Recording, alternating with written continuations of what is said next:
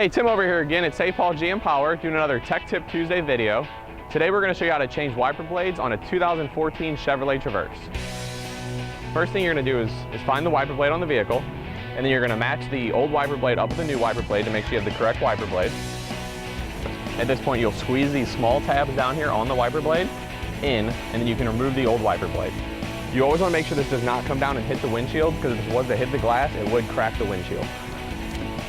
At that point, we'll install the new wiper blade. You always want to remove the plastic shield from the wiper blade. At that point, you'll take this upper groove here, and it will stick into the wiper blade, and then you'll firmly press up with pressure, and the wiper blade will snap into place. At that point, that wiper blade is all finished. We'll open the new wiper blade.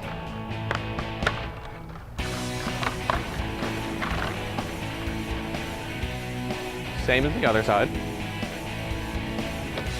Lift up the wiper blade, you'll squeeze in the tabs, remove the old wiper blade, remove the plastic sleeve.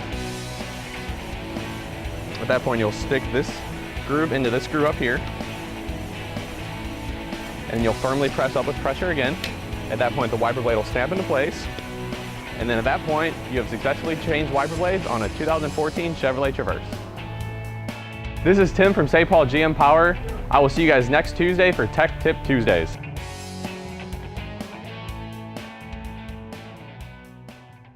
Sapaugh GM Power.